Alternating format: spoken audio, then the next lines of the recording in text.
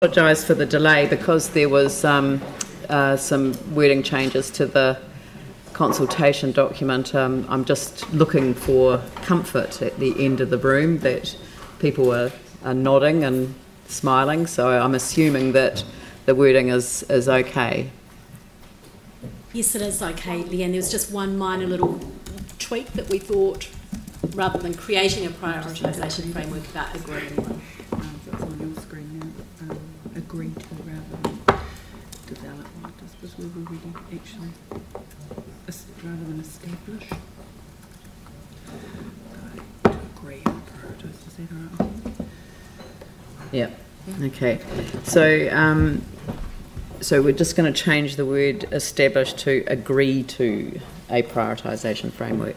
So I'll just quickly run through it. That and I'm not going to specifically speak to it as such, but there has been a lot of feedback expressing community concerns about the dangers presented at a range of intersections, and the example I've used is Harewood, Breens and Gardeners Rows, and I know that Aaron Kewen will speak to that, but also the state of many of our streets and footpaths.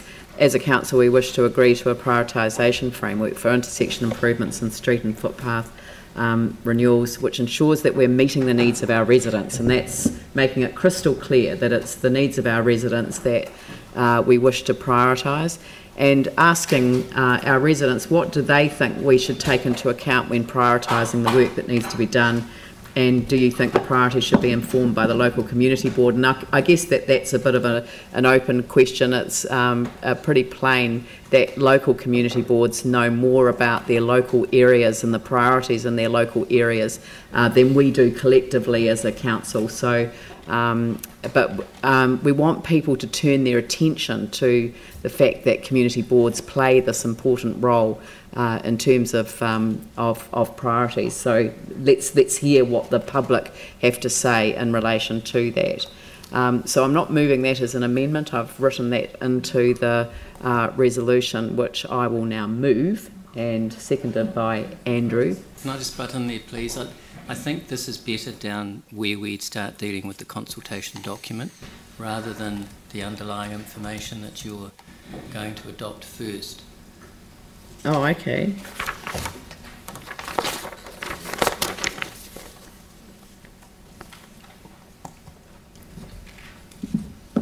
So that's the next bit over page.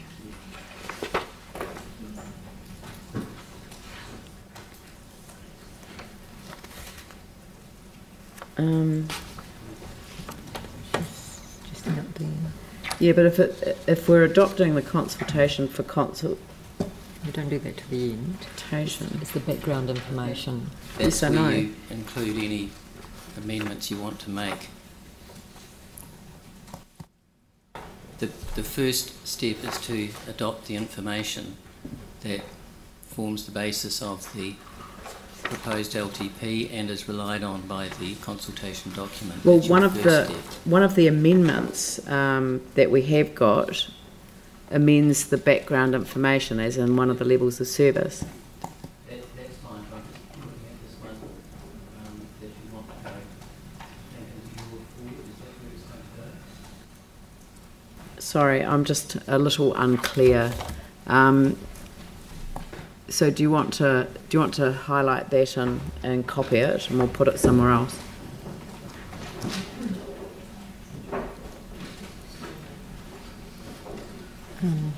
Up a bit.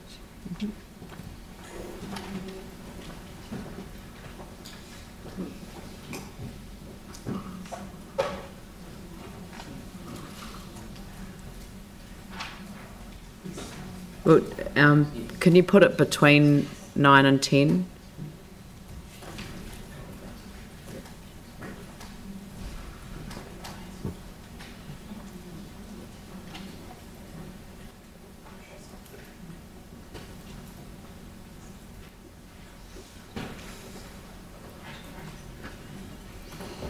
Okay.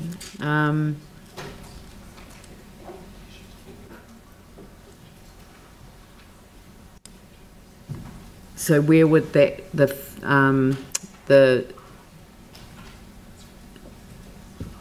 where would the Councillor Johansson's amendment sits here. Do they relate to the information? Yes, his Okay, well, does. then they should be dealt with. You move adoption of the information and noting where it can be found, and then amendments can be slotted in there. So Councillor Johansson moved by way of amendment that, so put that in between 5 and 6, or is it? Put it after 6. Or no, that's No, actually, that's where it's we have to fine. amend it first. So put it above 5. Well, all you're doing is moving the adoption at this stage, and then you're opening it up for discussion and amendments, and then you vote. Oh, okay. So we need to get the document itself on the table. Yeah. Yes. Well, we have moved. Sorry. The rule system is pretty simple, isn't it? So Yeah, I know. I'm just a bit confused as to why one Why you also goes want there and those? one gets moved, but that's all right. But that means that we can't debate my amendment. Well, what I've... You will when we get To the once we've consultation adopted document. the information. We then move to adopting the consultation document, and that's when the meeting can discuss your proposed amendment to the consultation document. Okay, all right. All right, so it's been moved and seconded, and there's a first amendment, Councillor Sarah Templeton, and that's seconded by Anne Galloway. So I'll put that amendment. Do you want to speak to the amendment? Just briefly, in fact, it's not quite the wording. It's just there was a couple of extra words that got sent round to all the councillors just before. Just in a realistic time frame, with enough information to inform the final decision. Because it might be that there's some sort of cost-benefit stuff or disadvantages, advantages information, not just the time frame and the cost, that councillors will need to inform their decision. There was email round.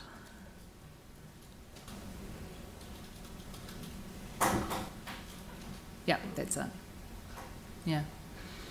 I mean, this section of Coastal Pathway is the last section. It's the most difficult. It's also the most dangerous.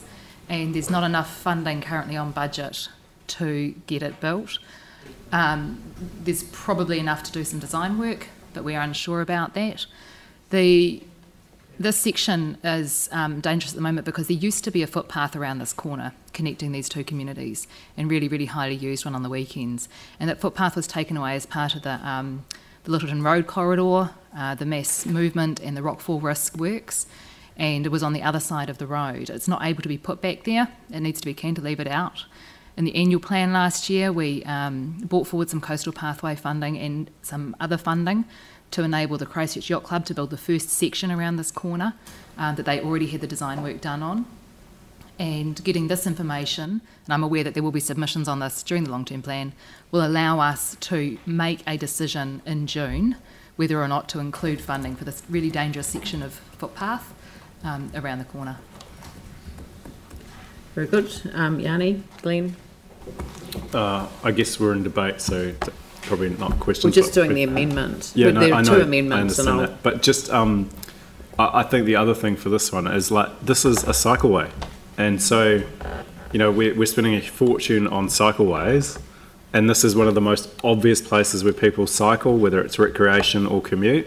And it does seem to me that when this information comes back, we should actually be talking to NZTA again about getting it as part of an MCR. It just seems ludicrous that it's not being included and that it's taking so long, because this is an area that has had lots of, I think, risk, and it definitely needs to be addressed, and so I'm very supportive of what's been put.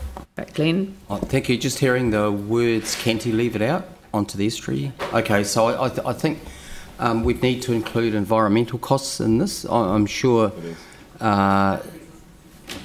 Yeah, absolutely. So it's not just financial. That the Ihitai Trust and others will be watching closely. Right. Phil? Look, I'm happy to support this. Everyone would like to see this actually happen. The costs are going to be, they'll be useful to have, because clearly they're going to be quite significant. And I'm sure that there'll be further debate though too in terms of the affordability of this project, which is recreational, as against the commuter cyclists that Councillor Johansson referred to within the major cycleways program. So whether central government come up with some more funding for that, we perhaps can find out. But in the meantime, I'm certainly happy to support this amendment. Yep. Good. All right, I'll put that motion. Just a correction that this particular section isn't a recreational route. This is a core council business section of footpath that we've taken away on one side of the road due to life risk, and we're obliged as a council to put a safe pedestrian footpath back, whether or not it's coastal pathway or whatever. As a council, we need to provide a footpath for our residents around this dangerous corner. Right, so I will put that motion. All those in favour say aye. Aye. Those opposed say no. That's carried. And Councillor Johansson has an amendment which I'll second. Over to you, Yanni. Very briefly, I just think there's been a lot of public concern at the state of our parks, and I understand the intent behind removing the words, which is that it's quite hard to measure, but I actually think in terms of the public perception of us aiming to be, a beautiful garden city again, it's really important that we reinstate these words. So I've just suggested that we actually just leave these words in rather than delete them as is currently proposed. And I don't think it makes any material difference to the way in which staff will run the contracts, but I think it does send a signal to the community that we do want our parks to be clean and tidy. Dion? So I'll just speak to it briefly because, and I'll come to it perhaps more when we get to the consultation document, but I made quite a thing about the fact that we are really proud of our status as New Zealand's garden city, and we can't afford to lose that, and we need to think about what that means in the 21st century. And I know that the no-mow trial has had its challenges, and that's partly why we're reviewing that now, so that we can gain the benefits that it was intended to achieve, while at the same time ensuring that we retain that status. So that's why I'm backing the clean and tidy amendment. Okay, I'll put the motion. All those in favour say aye. Aye. Those opposed say no. That's carried. And now I'll put the amended motion. All those in favour say aye. Aye. Those opposed say no. That's carried. Now we move on to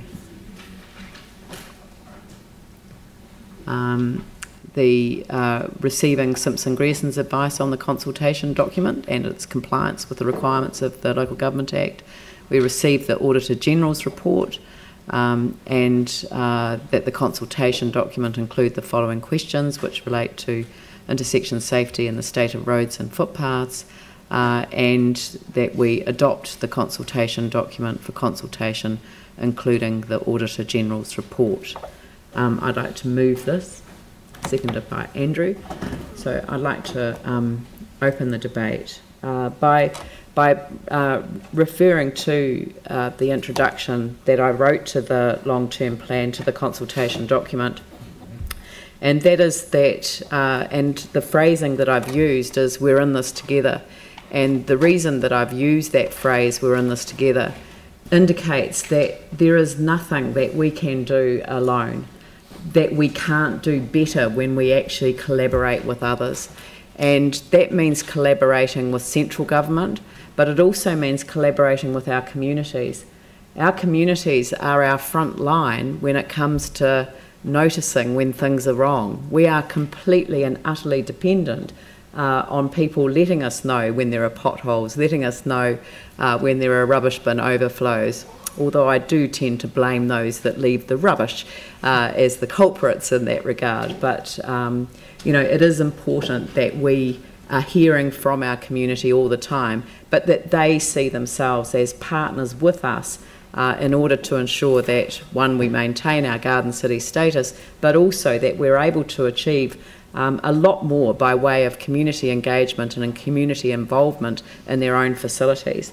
We have established a set of strategic priorities which form the platform for the way that we're thinking as a council, enabling active citizenship and connected communities. And that means, you know, communities being able to do things for themselves with our support, not council abandoning communities, but actually engaging communities in the whole process. And I love, for example, the Governor's Bay Jetty story, and I love the story of the community facility that's being developed at the church in South Brighton. You know, that when communities take ownership and actually put their own resources and time and energy into the particular project, it means so much more. It's way more meaningful, and we are enriched by what communities are able to contribute. Maximising opportunities to develop a vibrant, prosperous and sustainable 21st century city. We have to think about sustainability, and that's what I often say, and I've said in the introduction, that what a garden city is in the 21st century is quite different from what it was when I was growing up. You know, back in the day it was more about the parks and the gardens and the flowers, but now it's about sustainability, it's about environmental protection, it's about ecological values, it's about clean rivers, clean air and food resilience. That's what a garden city is, a sustainable 21st century city is today. But the vibrancy and the prosperity, we must have those as well. And I know that you know, that we look at some of the central city projects that we would have liked to have seen further advanced, but the idea of having a central city that people love to come into, people love to live in, you know, again, just love to see more people living in the central city. That is an important part of that vibrancy. And of course, prosperity is for all. This is, we frame ourselves as a city of opportunity for all. This is no one left behind. This is everyone having the opportunity. Climate change leadership, and you know, it's really important that we take a leadership role. We can't sit back and wait for somebody else to do it for us. We have to lead. Cities around the world are acknowledging that. Even when the United States pulled out of the Paris Accord, the cities, they all put their hands up and said, we will take on that challenge ourselves. And as was said by our own Prime Minister actually quite recently, these can't just be seen as challenges, because with every challenge comes an opportunity to develop new technologies, to be leading the way, and I think that it is an opportunity for our city to be doing that, and we know that from disaster comes opportunity as well. Informed and proactive approaches to natural hazards risks. Well, you know, the fact that we're actually technically still in a state of emergency while we debate this, you know, is just a constant reminder of the state that we're in. Increasing active public and shared transport opportunities and use. I think I've expressed myself many times about how concerning it is that that public transport hasn't really been able to take off in Christchurch the way it could have after the earthquakes. And safe and sustainable water supply and improved waterways. These are all priorities for us. We have a lot of challenges though, and as I've said in the plan, we're investigating a whole range of options. Rates income is not going to be a sustainable way of funding this council or other councils into the future, and we need to be working with central government about different ways of funding. But the reality of this long-term plan, the most important message is that we have still got a long way to go in terms of our recovery, in terms of the work that still needs to be done, and it is going to take some time, and it does take a lot of resources to recover from a circumstance such as that we've experienced. So it does mean that we look to central government in a way. The government has made commitments to Christchurch with a stated desire to negotiate a global settlement. And a capital acceleration facility is being developed. With this comes the promise of a partnership approach to our relationship with central government, which I believe can expand well beyond our rebuild and our regeneration opportunities. And so I come back to the phrase, we're in this together, and I think we can achieve a lot more, and we invite our communities to have a say in relation to their long-term plan. And I hope that out of this process we develop a very clear vision for the future of our city. So I will open it up for debate. Andrew. Thank you. And there's been some commentary about the 5.5% rate rise that we're proposing as part of this draft long-term plan. And 5.5% rates rise is certainly more than some of us would ideally like to see. Although the level of rates rise, of course, is directly related to what we're able to deliver operationally in terms of levels of service and in terms of the capital programme relating to both horizontal and vertical infrastructure in particular. So our clear intention as set out in this plan is to keep rate rises to a minimum whilst meeting community expectations around what we do and continuing to see an increase in the standard of the roads and footpaths and pipes, that key horizontal infrastructure, realising that we've still got a huge amount of work to do to get this back to pre-earthquake levels. Finding the balance between these considerations, what we spend the money on and what a reasonable level of rates rise would be, certainly hasn't been easy, and it's something that we've been working on for at least the last 6 months, quite possibly longer. So today we'll approve the draft long-term plan to go out for consultation, and it's important that we hear from the community about what the community thinks the right balance is and what they think about the balance that we've found, whether we've got it right, whether we should be doing more, whether we should be doing less, and of course realising that to do more costs more and to do less costs less. We think we've got the balance right with that 5.5% rates rise, and the amount of work that we're doing in each area really reflects that, but we're certainly very keen to hear from the community whether the community thinks that we've got that right. For Banks Peninsula, I'm keen to see investment proposed into the Akaroa Wharf development, the Naval Point development plan finally, and continued commitment to significant infrastructure projects such as the Akaroa wastewater scheme. These are all projects that are proposed to be done and completed within the life of this plan, some of them sooner rather than later.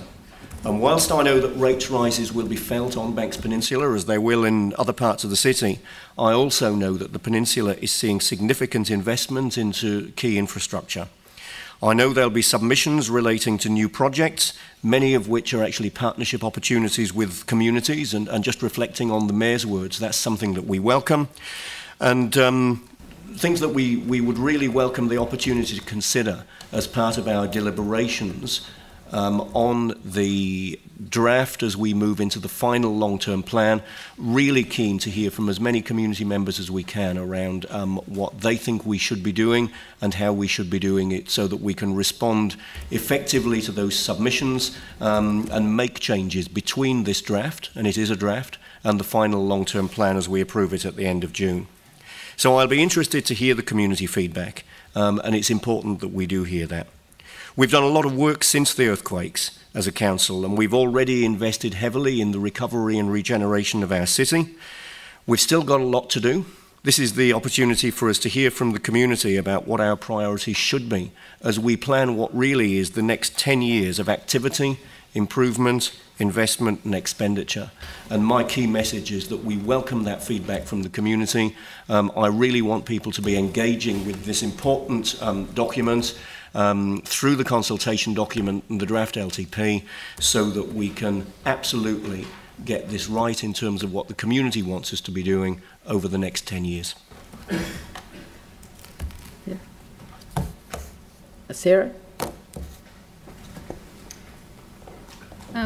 I'm going to vote in favour, clearly, of the draft today, in spite of having some really serious concerns, because we need to hear from our communities about what they think before we make a final decision. Mine is only one opinion, and if people share it, then they need to speak out, submit and speak at the hearings. There's a real disconnect between what we say are our priorities, climate change leadership, waterways, enabling active citizenship, increasing active public and shared transport opportunities, and what we're currently proposing to fund. Enabling active communities and citizenship. I don't know if you remember that in the Metro funding round last year, we had a unanimous decision of councillors to increase in the draft LTP the amount of community funding available to enable our citizens to, in fact, contribute more to their communities. We decided that we would like to put in 10% more this year and then make it inflation adjusted after that. That would be $750,000 approximately, less than 10% of what we're putting into the cathedral. Many community events such as Carols by Candlelight are at risk because council has increased costs of compliance and made it more difficult for these groups to run valued events, even with the number of volunteer hours that they're able to get. Not putting this funding in now simply means that we will face the same situation again next year, having to say no to many of those active citizen groups who want to contribute to the city but struggle with funding and the sustainability of the sheer number of volunteer hours involved. Our major cycle routes. Failing in our commitment to combat climate change in our low-lying city is a dereliction of duty for our citizens, especially when climate change leadership is a priority. Transport emissions make up 40% of our emissions as a city. January was our hottest on record, and yet we had 2 flooding events. The cycleways are an easy target, but they are the biggest thing that we can do as a city to mitigate the impacts of increased extreme weather events on our city. And setting aside climate change, as if we could, I am simply not sure that the simple economic realities of our transportation system have sunk in around the table. We're expecting 10,000 more people to be working in the central city in the next 3 years. 83% of them will be in single occupancy cars if nothing changes. That's over 8,000 more cars in the central city, and as well as the increased congestion, we simply cannot afford to build another 10 Litchfield Street car parking buildings at $32 million each to store them all in. Our central city was dying before the earthquakes, and simply putting back the same 20th century infrastructure back will get the same result. Do we want our CBD to thrive, or are we happy to let it die? Cycleways are hard. They're controversial and they're difficult everywhere. They take real leadership to implement, and that's not what this LTP is offering our communities. We have heard at the highest levels that climate change is the nuclear-free moment of our generation, and we as a council have signed the Global Covenant of Mayors for Climate Change, committing us to get Christchurch to net neutrality by 2050. We committed to action, not just nice words on paper. It is difficult, but it is essential.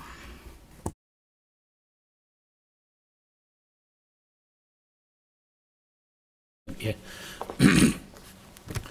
The long-term plan 2018 to 28, the 10 years is very, very important for our city, particularly for the future of our city. If we review all the vision, if this city is a city of opportunity, we are open to new ideas, new people, new ways of doing things, a place where anything is possible. But we are aware, last year we already launched the multicultural strategy. Also, that kind of the vision and the purpose, one aspect, we respect all the Treaty of Waitangi, the one. But the other aspect is our commitment, give every person feels a sense of belonging, and also its commitment by the council to give every person an equal opportunity to access our services, information, as well as participate in the decision-making process. If today we review all those 6, the strategic direction to fulfill, to implement of this, the vision, you can see, for instance, like one, the particular mayor, she mentioned earlier, enabling active citizenship in a connected community. But we need to be aware, we need to kind of a new way. If before we follow our publication to the geographic area, then we need to reform not only geographic, but it's demographic. Because in this city, the 25% of people was born overseas. We need to face this fact. How do we to improve this consultation to give every person equal opportunity to get this information, then they can feedback to the council. So if that's true, we are not only focused on our tradition. I know that's very, very basic, infrastructure, because that's in related to our the health, our well-being. We still follow, but we still put a big amount of money on that, like a water supply, like a road, like a stormwater, like a park, river. That's absolutely very important. But regarding to if this the city is the city of opportunity, how do we to give those people a sense, strong sense, they are part of the city? So my view, we need to strengthen the civic international relations, this group. I'm not sure whether there are big sufficient resources can meet the needs. I'm not sure. Also regarding the community service department, if the budget is not sufficient, then we open to the public.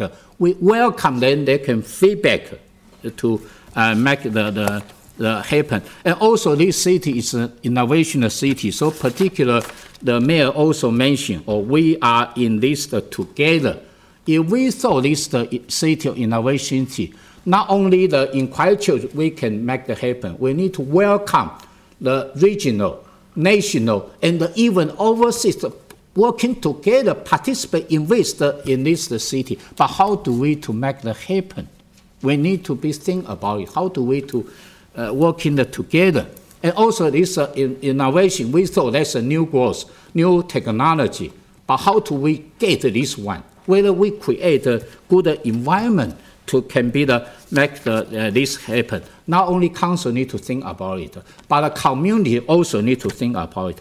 The other one is I'm particularly would like to emphasize regarding to our 10 million for Cathedral Square. Because why? Because I still got several emails from low socio-economic people. They're pretty concerned. This is the kind of regressive tax.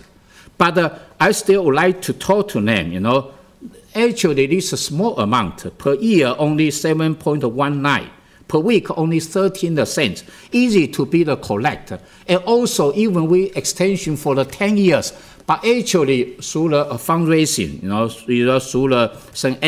Auckland Church, the fundraising, probably only five years we can start. So not big a burden for those people. I study economics. I fully understand the regressive, progressive tax. I just want to then know, but still welcome them can be the feedback. Last one is I would like to emphasize community facility. I'm happy, regarding the Southwest, the new library and also service center and the leisure center still put on the budget. Let's carry forward. I'm honest. I review those master plan. Actually, the new Hornby Library Service Center will be open in July of last year, same as the Bishadale, the Service Center, Community Center, Library, and the same as the Sumner one, but we are delayed. But many reasons. But right now, the location, right now, the consultation for reclassification for Reserve Act, there's the timing we need to go on to be more faster. We need to community also working with the council together. But anyway, this is just the draft, the long-term plan, but it's highly in relation to everyone. So we encourage all the people, community feedback to us. Thank you. First of all, I'd like to say a huge thank you to staff, actually even the legal team. Because this has been a huge and mammoth task getting this together, and even the consultation document, which has been rewritten, I don't know, 120 times. This is fantastic to see something that's ready to go out. And I think the acknowledgement is particularly due because looking at the numbers, it is particularly hard. If we look on page 17 of our documents and page 7 of the actual report, it says about the cost, the council is left with 7.7 billion to fund by way of rates, debts and other sources from the earthquake costs. So the concept that the government was going to come in here and help us and everything would be hunky-dory and everything would look like it used to, was completely illusory. And the costs that remain, according to Deloitte's, a reasonably independent source of information, they've cost the council, the earthquakes have so far cost the council about 3.6 billion, and the remaining capital to be paid over the next 30 years is 5.7 billion. That's the scope of the problem that this 10-year plan attempts to sort out in a way that leaves at least marginally affordable rates. And that's for a council that previously had very low debt levels and also owned major assets. So thank goodness in this case for Orion and the airport, which have enabled us to do a capital release without selling them, but to use their assets, well, all the assets, but most of it comes from Orion and the airport, in terms of raising capital bonds. I think if we look at the future of this over the next 30 years, the fact that we have to find this sort of money means that we do have to look at new ways of doing things and be open to new ideas and look at other possibilities. And that's why in the consultation document we ask people, do they want to look at other funding mechanisms? So Auckland, for example, which apparently faces the problems of high growth, is allowed to have a fuel tax. Christchurch, which faces the major ramifications of still needing to spend 5.7 billion over the next 30 years on a major disaster recovery, just to get things back to where they were in terms of stormwater, drainage, water, all of those sorts of things. If we had had, for example, a 4 cents a litre fuel tax, our rate rise this year would have been around 1.9%. Because the additional income that would come in operationally from that would be the equivalent to about 3-point-something% on rates. And I think we need to look at, and I'm glad that we've asked people about what are the other ways that we can actually raise monies, because rates have never been, and I did my Pulsi thesis, my master's thesis on local government finance, and looked at rating as a mechanism. Even then, which was a long time ago, it wasn't a good mechanism for equity or anything. It's still not, and actually if you look at the impact of this, it's actually doesn't work as the largest form of income generation for us. We've also asked, because we explored the possibility of looking at, was there some way in which we could actually recoup some benefit to the community from water bottling plants, because the community does not love them in any way, shape or form. We've struggled with the concept of a targeted rate, we've struggled with all sorts of ways of doing it, and I have to say the legal team have been very thorough on looking at what we can do. So we've asked the question, just in case, in terms of the wisdom of the crowds, there are ways that other people have thought of that we haven't yet. Because if people extract billions of litres of water, they need to actually be able to, the community needs to recoup something from that, or at least get something back from that major extraction. So I'm hoping that in terms of the submissions that we get, that we will get people looking at the fact that looking forward, rates are, as you say, Leanne, not a sustainable way of funding such massive repairs. And I don't actually ever understand why Auckland can have something and we can't. I just never get that. It makes no sense to me whatsoever that they can have a fuel tax and we couldn't, even if 99% of our population wanted it. So I'm keen that we keep asking those questions if that's what the people of Christchurch actually want, because I think looking at this, it's very difficult, and I think people have done amazingly well to put this together, but it's this is a very different budget than if you looked at the Christchurch budget 20 years ago. and looking forward, it doesn't get a whole lot better, just in terms of debt and other things that need doing. Right. Well, my heart rate's down a little now. I'm a bit more relaxed. I was going to come in here today. I'd lost a bit of sleep the last few days leading into this because I had a fight to pick with my fellow councillors and mayor, and that fight's now over. Thanks to the mayor, and I do sincerely thank you for coming up with a solution to an issue that is not mine. It's an issue of my community. And it was a lady who couldn't walk her children to school, had a problem, and brought it up. And hopefully we will now have a solution, and in part 9 up there we can see it, and that is the public having the opportunity to feed back on the intersections they feel are dangerous. And also it gives the public the opportunity and community boards the opportunity to tell us where they want to see road improvements when it comes to the surfaces or footpaths. A couple of my fellow councillors have raised that. They have footpaths in the areas where there's only one on one side of the street. Well, we have one up in Herwood which has got no footpath on either side of the street, and everyone at the table will now get ready to put your cringe faces on when you look at me, because my children are driven to school. And they're driven to school because where we live and all our neighbours, and there's 9 school-aged children in our little cul-de-sac, there is no footpaths between our properties and town, and there'd be a couple of hundred children in that area. So that's a section of Gardeners Road where it's 80k an hour. There are no footpaths on either side of the road or cycleway, and there's also no verge. There's some long grass to walk through on a wet day, and that's for the parents that will let their children go down there. Now, some of the kids do bike down there to go to school, but my wife you'd categorise her as a worrywart, is one term you could use. She says my 10-year-old son has no road sense. There's a lot of women out there who'd say that about all men, but that is my son, and so he can't bike to school.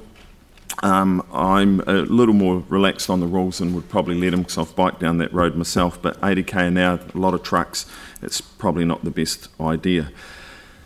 So thank you very much, Leanne, for including that in the consultation document. I hope we do receive a lot of feedback, and if we don't get feedback and support from the community on the particular named intersection, then that'll be the last you hear of it from me, if it doesn't come back, but I assume we will, so we'll leave that there. Now, there's a couple other issues I want to raise. One is, and I've been contacted by a number of people around the 5.5% rates rise. That's the one part of this whole consultation process I don't like and don't support. I'm not into 5.5% when our inflation rate's 1.9. I don't believe we've done enough to reduce our spending. I think our community facilities that we're putting in are way over-specced and far too flash for the type of city we really are, and we need to be more realistic about that. Once upon a time, when I was a kid growing up, I'm not that old, you know, I know I look 28, but I'm actually considerably older than that. You don't look 28. Well, thanks, Tim.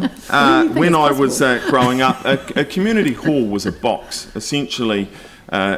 Sometimes they were converted school buildings and so on and so forth, but it was a box that housed the community that you met in. They had craft groups, they had scout groups, they had all sorts of people using them, karate groups, and you had a working kitchen. Normally everything was stainless steel, and some toilets that were pretty basic, but they worked. And at some point this city flipped the switch, and now our community facilities win architectural awards, and they're on funny angles, and they've got imported glass, and it's just the miracles of the building industry. But is that really what we need? I know it's what a lot of us would like and we want, but I don't believe we can afford it, and that is something we've never addressed. We've never asked the community, are these the facilities you actually really want? Because this is the cost, and it's 5.5% when inflation's 1.9. And I think of that massive population in our city who are on a fixed income because they're retired, and they may be asset rich because they worked hard throughout their lives to live in good neighbourhoods that cost them a great deal of money to be there, and now they can't afford to stay there. And as a council we say, just sell your property or take a reverse mortgage. That's unacceptable. We should be facilitating the way people want to live their lives, not telling them how they should live their lives. So I invite more people in this LTP to submit on how they don't want us to spend money. I don't want to hear from that normal 500 to 1,000 people that tell us how much more they want. I want to hear from those that want to tell us how much less they want us to spend. It's easy to add on, it's a little harder to take off. And then I'll go down to, I want to follow on from what Vicky said around funding mechanisms, because the rating model is a bit of a flawed model and we are lucky to have the assets we do. But let's hear from those other people out there we haven't heard from yet that can partner with the council and create revenue for the city from things we've never thought of. What are all of those ideas and concepts in a way forward that create employment and create income for the city? There's social enterprises that could be social enterprises that are a partnership with the city that don't cost us money, they actually make us money and create employment. What do they look like and what are those ideas and models? Let's see those, and that can help reduce our rates increases. And finally, the cycleways, because I know it's going to come up this time, and I've been a supporter. A few years back I was the one that added in the $20 levy for active transport, and it included the coastal pathway, which I will say will become the hottest ride in the country. It is going to be so popular. I will consider myself to put in a bike hire / roller skating, and I just gave the idea away, business at the estuary end, but that will be a booming business. That place is going to be amazing. So let's get on and get that finished. And then there's the head-to-head walkway and the cycleways.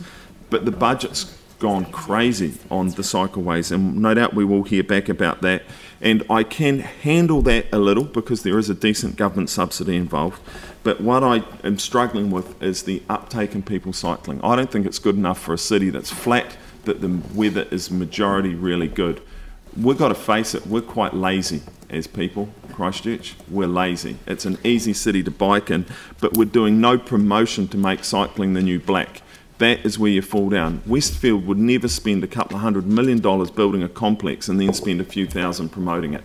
It would fall over. Cycleways, we have to do the same. So whether that money comes from government, I've brought it up at Health Board because they get a big win out of it, or it comes from council, wherever, we have to promote the cycleways.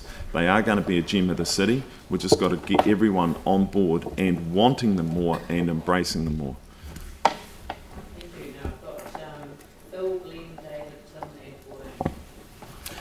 Thanks, Leanne. I'd like to start by thanking the staff too. This has been an enormous amount of work, and I think the staff and councillors have worked really well together to come up with the consultation document. And clearly, this is a time too when, as a council, we take stock of looking at the future challenges and what we need to budget for in terms of our key projects. And so that challenge is, I think, that clearly, and it's in the document, that it's that balance between what people expect around delivery of our services and our ability as a council to fund those costs through rates and debt, unless we are able to come up with some other methods of funding, as Vicky suggested. And I think one of the difficulties for us as a council was that earlier on, several terms back, there were some early public announcements after the 2011 earthquakes that really have led to some quite unrealistic public expectations about what in fact could be delivered. And I think having all of our city streets fixed straight away is probably an example. And clearly from the document, and especially around the horizontal infrastructure part, the challenge actually is really enormous. So we're making a great start. I think the document is about how we can work to become more resilient in the face of, and to be prepared for future events. And I guess having the event like we had yesterday and last night reminds us that in fact this is a series, and like last year we also had the Port Hills fire, and this has been a series of flood events which when it comes to climate change we need to be prepared for. So I think the consultation clearly is about a balance between those key challenges, earthquake recovery and maintenance of our services, and then we need to plan for at least medium population growth as against affordability through mainly rates. So I think given those challenges and the costs since 2011, compared with other cities that haven't had to address such the massive impact of a major earthquake on our infrastructure, Christchurch has been doing remarkably well, and I'm sure will continue to. But those flooding events of last night, and clearly we dodged more than a bullet, it was like dodging a shotgun cartridge. That reminds us, though, how much we have to prepare for climate change, and climate change and leadership is clearly a key community outcome for us and is a key strategic direction that we need to make sure happens. And I guess that's something, actually, the weather is often discussed in the media, but not the importance of climate change and how, in fact, the other key strategic direction for us to be informed and proactive and taking those approaches around our natural hazard risk or risks. So, and I think our infrastructure strategy is really clear about the projects for resilience and the natural hazards and the long-term sea level rise and climate change. And clearly some of our assets in the longer term are going to need to be moved to higher ground. So, and I'm encouraged, and we've done a lot of work on this, that in the long-term plan there's a lot of mitigation measures, including, for example, stop banks and the detention ponds. And clearly we are going to prioritise work and ask residents to comment on this about how we reduce flood risk in some areas, and particularly for people who are vulnerable. So overall, I'm really pleased that the long-term plan makes provision, particularly for the natural hazards area, and that we maintain a prudent level of headroom in the event of a further large-scale natural disaster. There's reference right at the end of the consultation document in relation to heritage and the Central City Landmark Grant Fund, and recent examples where we all visited was the Midland Club on Oxford Terrace. And to keep that fund going, I think, is essential, and I hope that residents comment on that. And the old post office in the square is an example of where I think as a council we will need to retain the Central City Landmark Grant Fund. So clearly in the consultation document, we've prioritised projects as a council, and I believe we've been really responsible in our approach. And I, along with others, councillors, I hope that the consultation document, that it generates a good number of submissions about residents' priorities, and so that we're also well informed when we do our final decision making.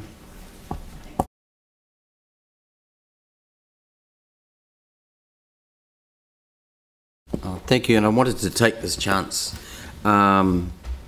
just to affirm your early call on that state of emergency. I was going to say that anyway, and then I saw the email come through, Mayor, but I thought that was a very good call. And I also wanted to acknowledge the staff, including the financial staff who were part of the civil defence team yesterday and have had to back up today, being here for the draft long-term plan.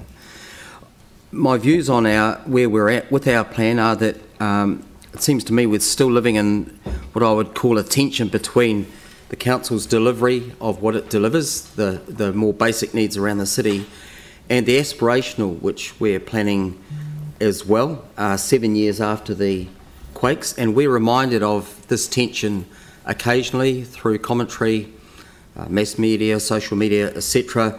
You know, what are you doing with our rates? You know, we see these as the priorities. Have you got it right? So this long-term plan process will be an opportunity for the public, and I really hope people who may not have thought of coming into council before really take this opportunity to come in and tell us. So it's one thing to say it in social media, mass media, come in and let's have that conversation face to face. We have many opportunities ahead of us. Personally, I feel a bit caught as a city councillor, party to the letter of expectations with regen over areas such as the residential red zone, of which I'm also the ward councillor for much of that. I'm starting to get a bit antsy over progress. I do understand the process and where it's at, but I really want some movement in the residential red zone. It's an opportunity for us vis-a-vis climate change.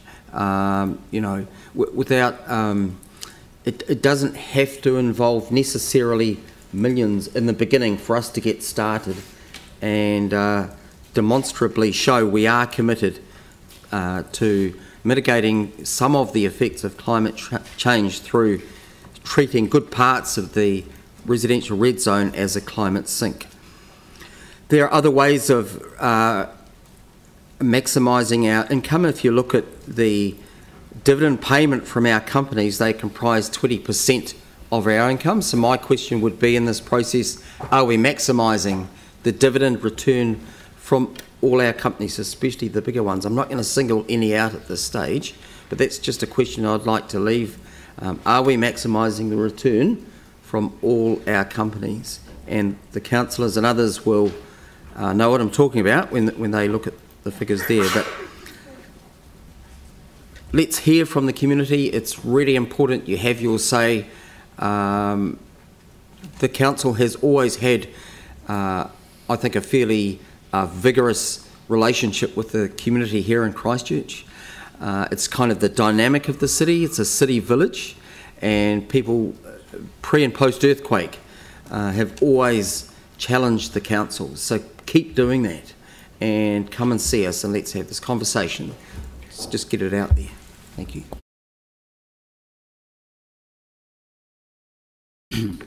Thank you. I support the long-term plan consultation document being adopted for consultation. Look, I may not necessarily agree with all of the aspects of the LTP as it's proposed, but I'm very keen to see the citizens of Christchurch express their opinion on the various aspects of the LTP and give us some priorities as to what they think. These opinions, I believe, will go a long way to giving us some direction for the final content of the LTP. Personally, I'm actually very supportive of giving greater attention to our traditional core values of council, provision of services, roading, three waters, for example. In my mind, there's still a huge amount of recovery of our infrastructure post-earthquake.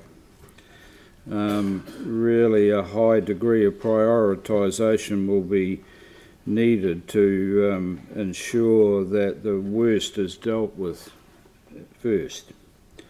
I'm quite encouraged with our LTP vision. Christchurch is a city of opportunity for all, open to new ideas, new people and new ways of doing things. A city where anything is possible.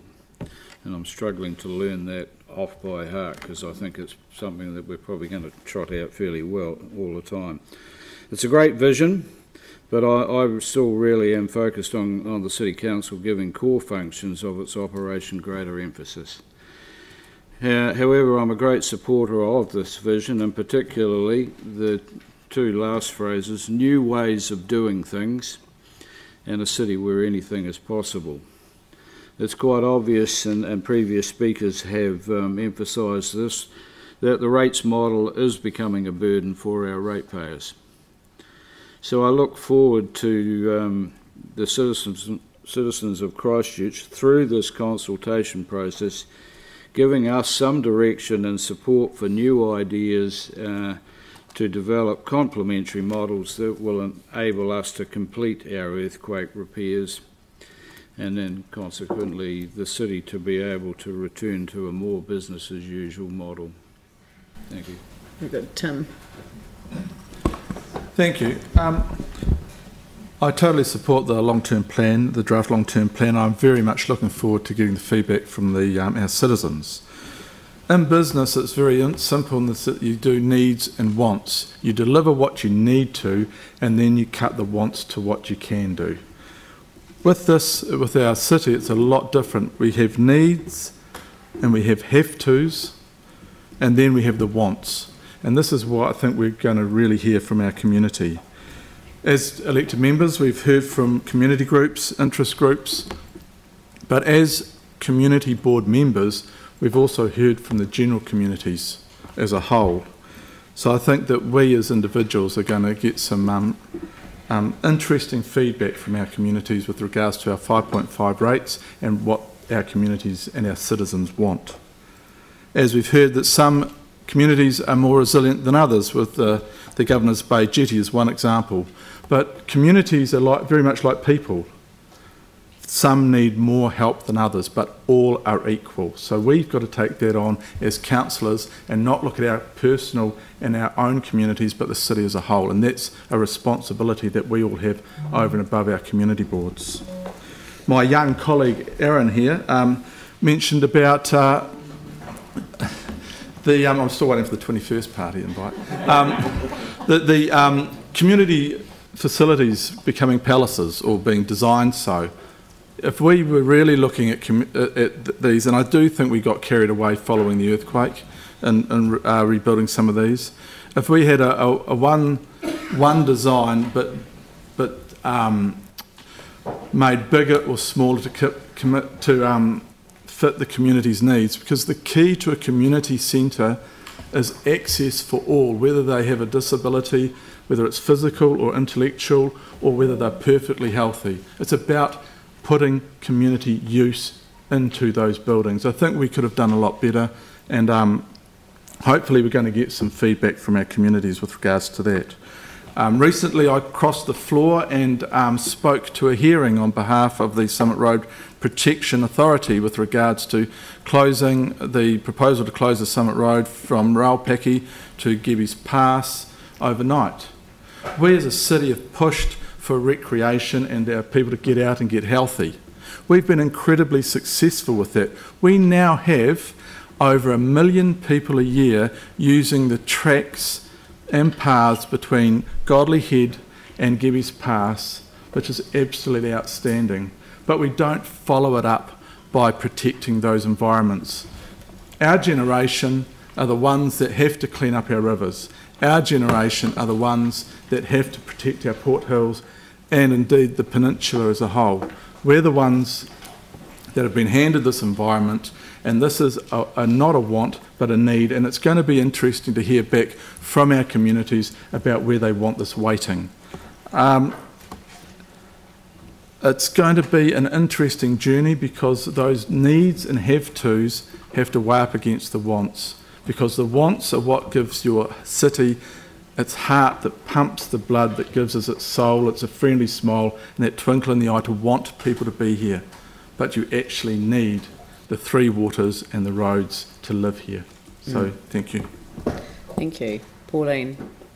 Well, thank you. Look, it's excellent news that for a start Audit and Risk are happy with our CD and have assured us that it complies with all the legislation, so that's a very, very good start. And I would like to mention the debt to revenue ratio paragraph in there, because it's important that this keeps us well under the 250% recommended by the New Zealand Funding Agency, and that allows us financial headroom if we have any unplanned call on our funds, remembering that the council will need to front fund 40% of any costs prior to the Crown's 60% contribution. So I think it's really important to note that. And another thing that we must also be prudent about and aware of is that the higher our capital investment in any facility, then the higher the operating costs will be for the ratepayer over the life of that asset, which may be 50 years or even more. So I want to hear from people about their views about the size and scale and scope of our proposed facilities, just to ensure that they're both appropriate and affordable into the future. And I especially welcome, as the Mayor alluded to in her opening statements, any proactive communities who want to build and operate their own facilities. There's a targeted rate mentioned in there too. This has come from the Aparoa community, looking at a way to fund a health hub, and I think that's worth actually pursuing a bit further and doing some work around that. I'm not sure how that would actually be implemented in the metropolitan area, but I'm very interested in that. It's good to see our major cycleway programs are the remainder of the 13 routes are planned for delivery over 10 years. And part of the reason for the 10 years from now is these extra challenges that we've faced. For instance, we thought we perhaps could take some routes down Kiwi Rail corridors, but have found that that's not workable. So extra money is required to choose different routes, which are often longer. There's also health and safety legislation concerning the rail barriers that have added to costs as well, and the massive consultation programs that we embark on with the people around each route. So it's comforting to know that so far we've completed the 3 full routes and 1 section of the Rapanui Shag Rock. And also, it's really good to know that the usage numbers are very impressive and growing daily.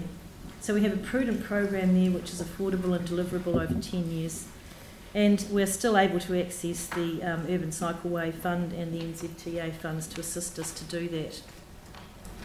With our land drainage recovery program, which is intention to reduce the flooding in the pre-quake levels, but also while embracing environmental and waterway improvements where possible via our capital works. So we can see the $48 million that we spent in Flockton was deployed again yesterday and has proved to be effective in diverting thousands of cumecs of potential floodwaters away from people's homes.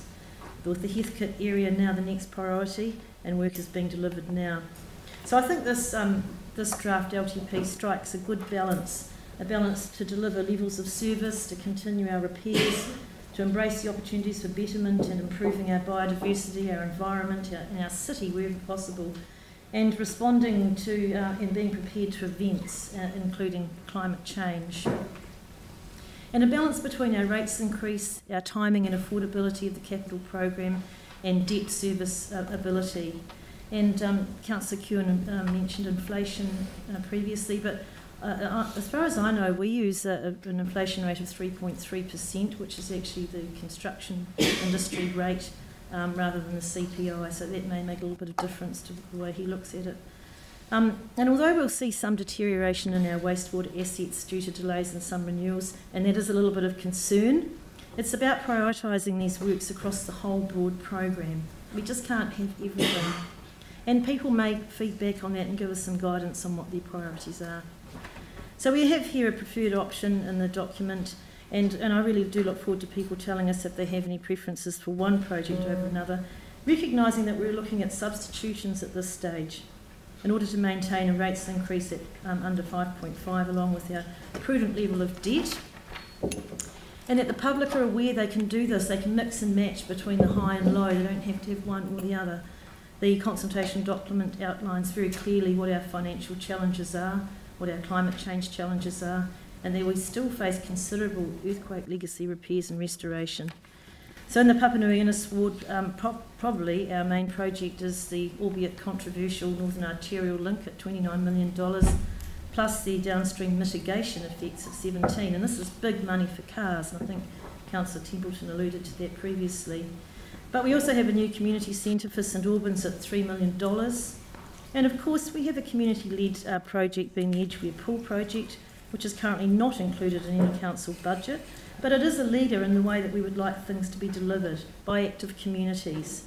And I think we need to look at equity across our city when we're looking at these sorts of projects. So I'd like to reiterate others' views and comments on and thanking the staff who've laboured long and hard over this document for months and months and months, and with its contained strategies it's been an incredibly huge amount of work. So thank you very much. Thank you. Yanni, Dion, Anne and Mike. Cool. I'll too endorse the work that's gone on into this, and you know, LTPs are never easy, and particularly excuse me, in a city where, you know, we have faced so many challenges in the last few years, so, you know, it does take a lot of effort to put these documents together. I think there's several important points to make in terms of context, and it's not just the impact of the earthquakes, but it is things like the forced amalgamation with the peninsula. The cost of taking on the peninsula has been absolutely massive to the city, and that happened long before the earthquake. The cost of the earthquakes and obviously the relationship with central government has been a huge issue. Interesting to note that when the council did its own central city plan, the cost was about 800 million of capital. The government came in with 1.2 billion. So, you know, it was on top of the 800 million. So there's been a huge cost put on the city, not just from the government, what it has or hasn't done as part of the cost share, but on other decisions that have also been made, like, for example, designating our central library as a site for a convention centre, which has meant that we didn't have the option of repairing the old central library if that was a choice that we made, given our financial predicament. So we've had to build it new at a huge cost.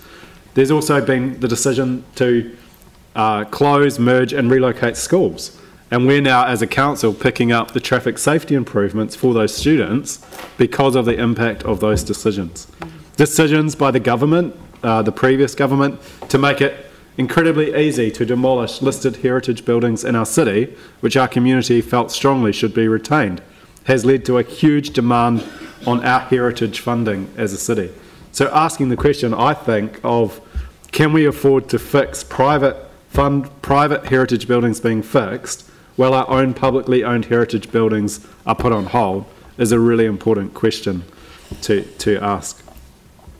There's been another, I think, layer to the increased cost and burden of us as a city, and that is the duplication and emergence of entities being set up after the earthquake. The cost of contractors, consultants, chief executives, boards of directors has been, I think, astronomical when you look at how much money is being spent on some of the projects, whether it's taxpayers or ratepayers. We seem to have enabled this huge proliferation of entities, often doing quite similar things, using similar resources at a huge cost before we make decisions. And I think we do need to look at that and look at how we can get a lot better synergy and efficiency. And for me, it comes down to actually council should be delivering some of these things rather than having separate new agencies doing it. But, you know, there may be opportunities to look at that going forward. We really do need to focus, I think, on the operational. We've heard a lot today about the capital, but actually the operational, the basic maintenance of our city is a really important thing that we need to get on top of. And I welcome having that conversation with our community and looking at how we can improve that. I totally endorse the idea that, you know, we should be proud to be considered a garden city, and we should try and make Christchurch beautiful again, because the psychological impact on people's well-being of living in broken neighbourhoods, broken suburbs with untidy parks and messy streets, it is actually quite significant, and I think it is important that we address that. Can I just make a few other points? One is that in regards to the budget, I still think that this budget is, in terms of the capital, it's more of a coffee and croissants budget than a bread and butter budget. And I think that's the real key thing that we need to address. There's some things in our budget which to me simply make no sense at all. Park Terrace is scheduled to have a $3 million upgrade after we've just fixed it. So I can't understand why we'd be spending money. If you look at some of the intersection safety improvements in the Accessible City program, there's a whole bunch of money being spent again and again on the same stretch of roads that are linked into other projects, which again, it seems a huge duplication and waste. It also seems to be unnecessarily gold plating the central city. Hereford Street, for 2 blocks, we're proposing to spend $4 million in the central city. How far would that go to fixing some of the broken roads in the suburbs? A long way, I would suggest. Cathedral Square, we've doubled the funding for Cathedral Square. We had 4.6 million in the cost share. This budget is proposing to go to nearly 10 million. We've got central city development contributions going to, I think, what are some of the wealthiest people in the city, and we're putting, you know, money in for private developers to have central city rebate contributions when we can't afford to fix our own social housing. What does that say about our priorities? People have touched on the Northern Arterial improvements.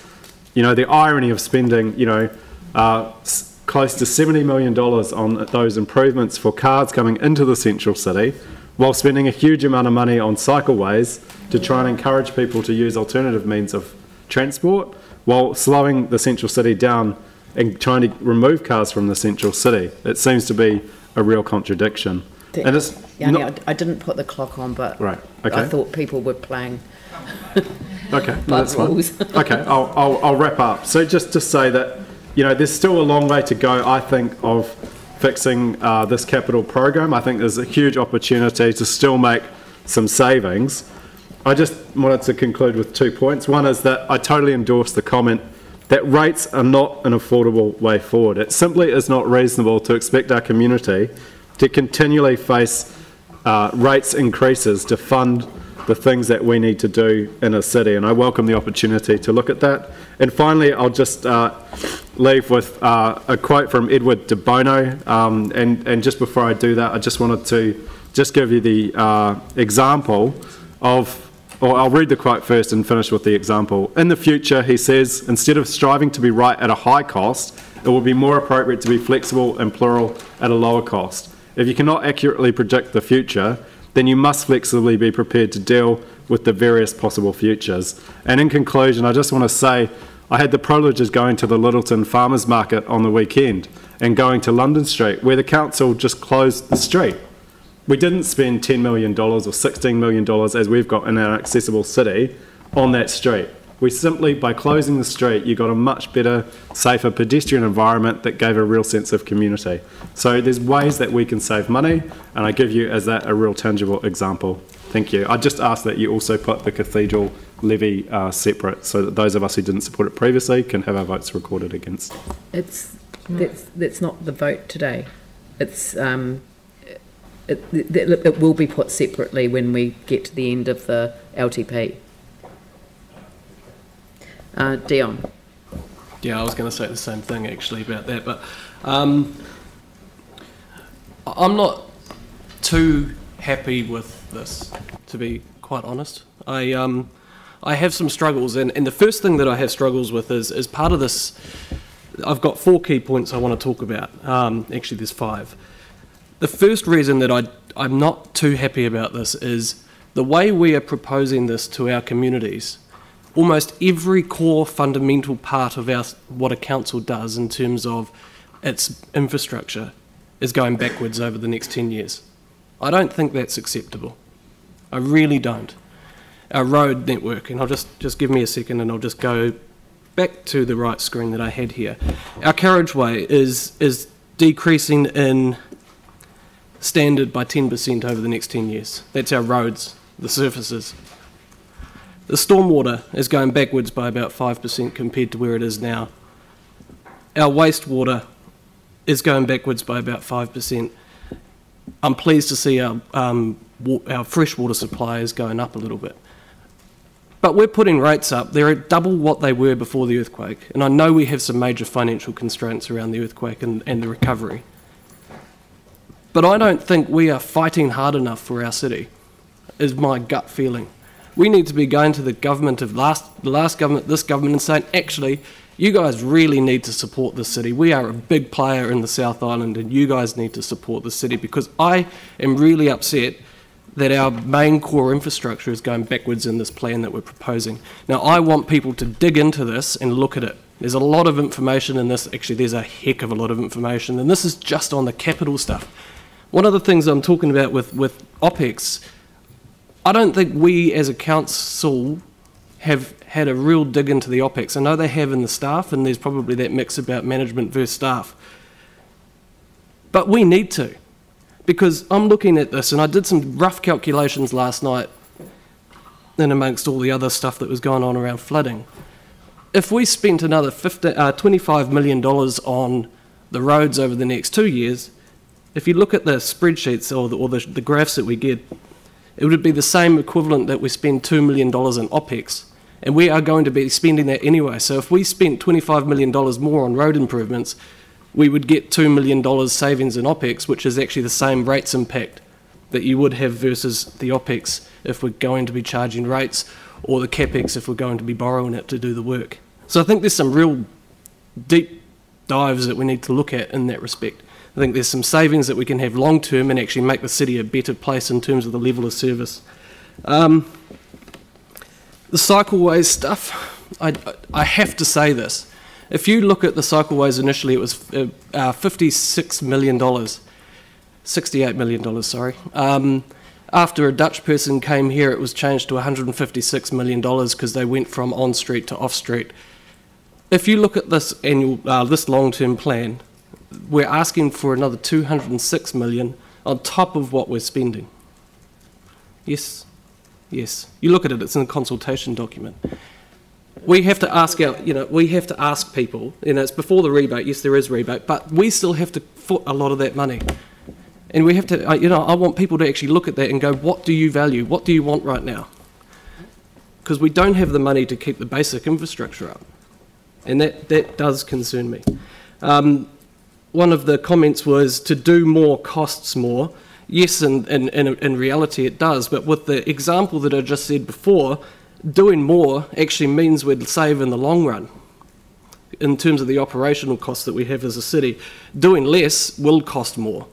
So that the equation doesn't necessarily work as easy as it sounds, and I know there's probably more complications in that factor, but I do really feel that we need to do a bit more work on getting that, and especially around the core infrastructure. And the infrastructure strategy is public, it's part of this, and we don't talk about it enough. I just think we need to be spending more money, the money that we do get in, prudently, sensibly and strategically around the long-term infrastructure stuff. And when we're talking about revenue, I mean, a fuel tax is great in theory and stuff like that, but I'm going to repeat it here that I've said a number of times before. We already pay 15 to 20 cents per litre more than Auckland. Now, so in effect, we're already subsidising the North Island for their fuel and the South Island. So we need to say to the government, yes, fuel tax might actually help local government, but you need to regulate that industry first, because otherwise we're just doubly taxing our poor people in Christchurch. The residents are going to be paying a tax anyway. Council companies, yes, I've had a quick look at that, and I do think the city has more assets in terms of the companies that we own than we did pre-earthquake, because we've bought we've acquired some and bought more for the port. But are they performing the way that we wanted them to perform? Are we actually getting what we wanted to get out of them? I do not think so. I think we need to have some actually, how are they going to deliver for the city? Not just in a financial way, but actually how can they benefit the residents of the city, not just us as a city council? The other thing that I think about when I think about revenue is everybody pays GST on rates. There's a tax on top of a tax.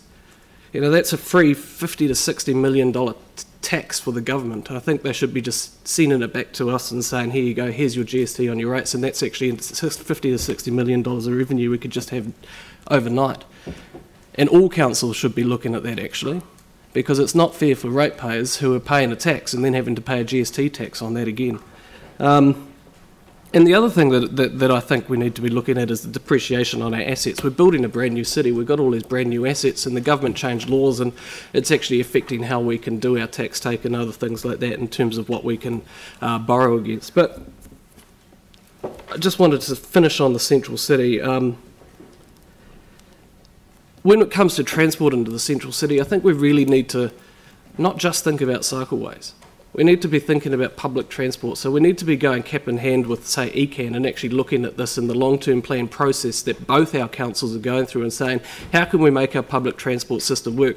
In the long-term plan, you'll notice we're spending $23 million on buying the bus exchange. If we don't have people using buses, we're not going to be getting a good return on investment on that great asset that the government did build as part of the recovery plan. So really, I mean, I'm not happy about us reducing our levels of service and other. There's also, I'll start that again. There's also level of services in OPEX where we have had an example identified and that's been moved, but there are other things in there that I think a lot of people would open their eyes at and balk at. And I really encourage people, if they're going to be looking at this long-term plan, to look into those details around what is actually in, what's out, and actually understand that. And I'm going to stop there. I think I've said enough, but that's just where I sit with this at the moment. Thank you.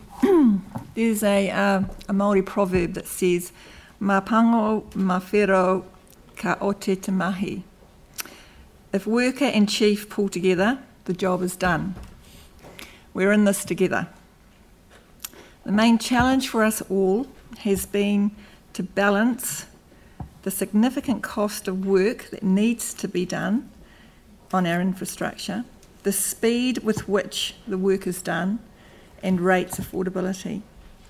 We have worked together to keep the proposed average rates increase as low as possible while we work to complete remaining earthquake repairs, renew ageing infrastructure, and maintain a focus on regeneration.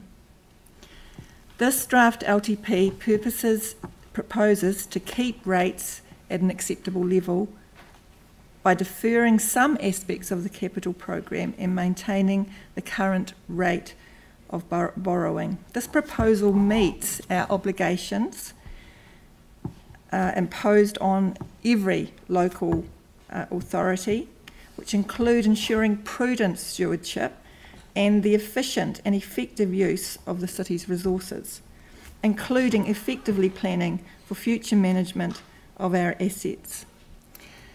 We would not be here without an incredibly hard-working team who have gathered information to bring us answered endless questions, often the same ones over and over, responded to requests for ever more information graciously and patiently. We are indeed fortunate to have such a team of people who themselves are residents, who go over and above for the good of the city. So thank you for the work that you've done. I'd love this, this proverb to widen, to include our whole community, so that we are all working together. Going forward, we need to build active citizens by valuing and listening to our young people, building their sense of responsibility to partner with us and to care for each other and our place. We can do so much more when we work together. Mā pango, mā whero, ka ote te mahi. We can do this together. Thank you. I agree with Dion on one of his points. I think sometimes we look too hard at the capital project and forget actually about the operational side, and not around the maintenance, because that needs work, but there's a lot of other things that we spend money on, like the amount of money we give to DCL, Regenerate Christchurch. It's phenomenal, and this is where the real rates increases come from. I'd just like to correct Dion around the cycleways. We're not looking to add an additional $200 million. It's an additional $90 million, and up to 66% of that's actually refunded by NZTA and the government. So I think that's an important thing to factor in. Look, we're at a difficult point of time where, you know, we've got the cost of rebuilding a city, not just back to what we had before, but actually what's right for both now and into the future. Also continue to provide the core services without creating a rates burden on the people calling Christchurch home today. I personally don't think we've got that balance right. The mechanism that we collect rates does not work. We have so many people actually on fixed incomes, many of whom are elderly, that are struggling, and we need to look at ways how we can collect revenue from different streams, and potentially fuel tax may be that. I think they would need to really expand to be more sub-regional fuel tax, as we have so many people moving out to Waimakere and Selwyn that still work in Christchurch and commute in here, putting so much wear and tear on the roads that we fund to repair. So we need to look at ways. We're losing rates by that, but yet we're still paying for that infrastructure. I do look forward to listening to the people and hearing what they have to say about this proposed long-term plan. I don't agree we've got the balance right. I do not think 5.5% is acceptable. We cannot continually have 5% plus rates increases. It just does not work. There are a couple of points in the draft LTP that I just want to focus on today, and one of them is the major cycleways program, which in this draft is actually proposed to be pushed right out until 2028, which is 14 years after it was started. And while bizarrely there is some belief that these cycleways are everywhere, this program is only 100 kilometres of cycleways, which represents under 5% of the total transport network in the city, adding to the only 50 kilometres of off-road cycleways that the city had before the program began. Then we're told it costs too much, when the majority of this program is not funded by rates.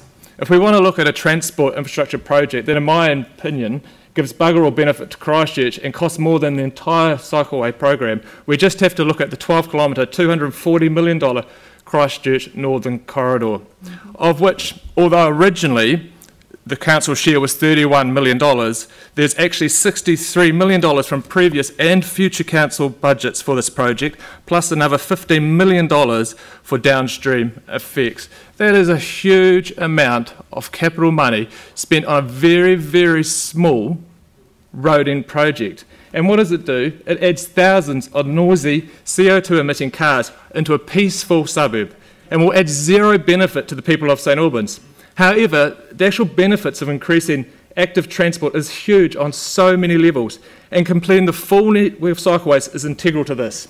I want to focus on one benefit of one of the completed cycleways, which is the Papanui Parallel. It goes past St Albans Primary, St Albans Catholic, Paparoa Street School, 2 preschools. It is a stone's throw away to another 3 schools, including Papanui High School. It goes past the Grand Condon Centre. It links up to the cycleway along the rail corridor, which goes past another 2-3 schools. This cycleway was built with the majority of funding coming from NZTA and the government. It now provides safe transport environment for so many children to get to school. The question is, why would we want to delay this opportunity for other Christchurch kids? New Zealand last year saw the number of cyclists killed on our roads nearly quadruple, and we know young children that cycle are vulnerable. Providing safe cycling infrastructure is so important. We've lost a generation to cycling, and we cannot afford to wait any longer, and providing safe cycling infrastructure is key to this. You know, I could have moved an amendment today to try and pull the funding back into where it was previously agreed, but I'm happy to listen to the people of Christchurch and get a mandate from them, because this is important. It must be said though, if we do not get these cycleways completed, and if we do not improve active transport and public transport, what we've been seeing in the CBD over recent times with the congestion will pale in comparison to what we're going to see in the near distant future. We need to act, but I will listen to the people and then we'll act at that point. On another note, at a community level, it is extremely disappointing to see that the rebuild of the once very popular Shirley Community Centre has been deferred so far out it doesn't even make the proposed 10-year plan. This is unbelievable that a previously well-used community centre, which was destroyed by the earthquakes, has left a hole in the community that will not be rebuilt until 20 years after the earthquake. How is this acceptable? What other communities will have this length of delay at the same time there's other projects that have been added since the last long-term plan, or have had massive increases in funding? For one example, Naval Point has gone from $750,000 to $10 million, yet this community still goes without a community centre. As a community board, we've advocated for this community, and for some reason we make one step forward just to get booted back another 2 steps. I don't think it's acceptable. Once again, I will wait and listen to the submissions, and then at that point I'll make an amendment once the people say that it's also not acceptable. I will support the draft long-term plan going out for public consultation, but I urge my fellow councillors, it's time to listen. The city is about to speak.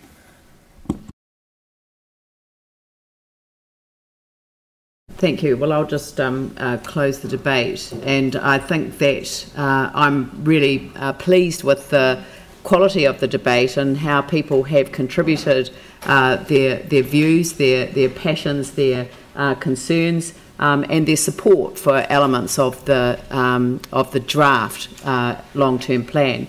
And I reiterate, it is a draft. It is going out for public consultation, and we do invite the public to have their say. But I kind of want to go back to the sort of essential question that we are asking our community, and that is that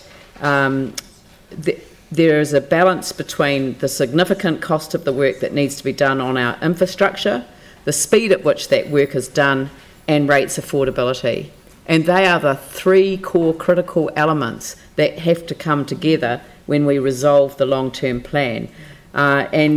We have strived to keep the proposed rates increase as low as possible. Is it as low as possible? That is the question that we ask ourselves. Could we reduce it? We asked staff to look at that. They told us that we would have real concerns over some of our core infrastructure if we reduced it further. But it is behoving on us to actually drill into that. I agree with the points that have been made. Are we able to do better than that? And also, we have to look at that the levels of service, we have to look at the level of rates increases, and we have to look at the level of debt. And a number of you have commented on all of those.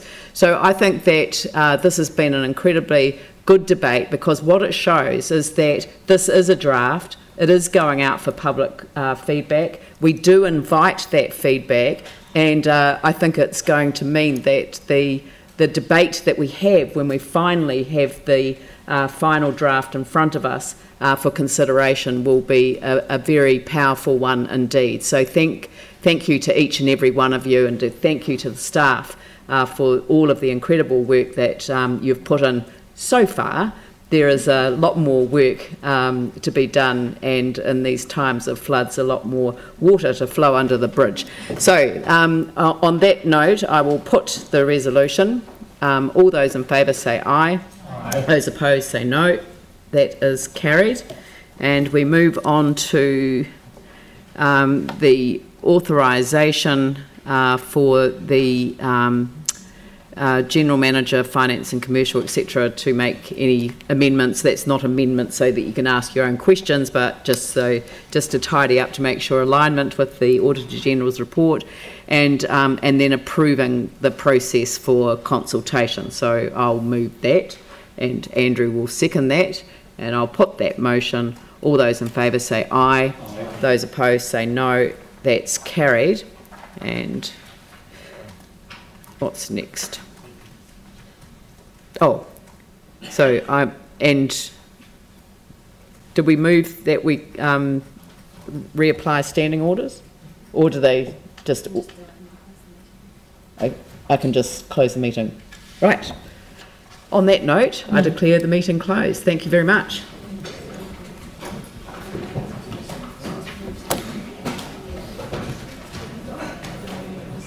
Good work.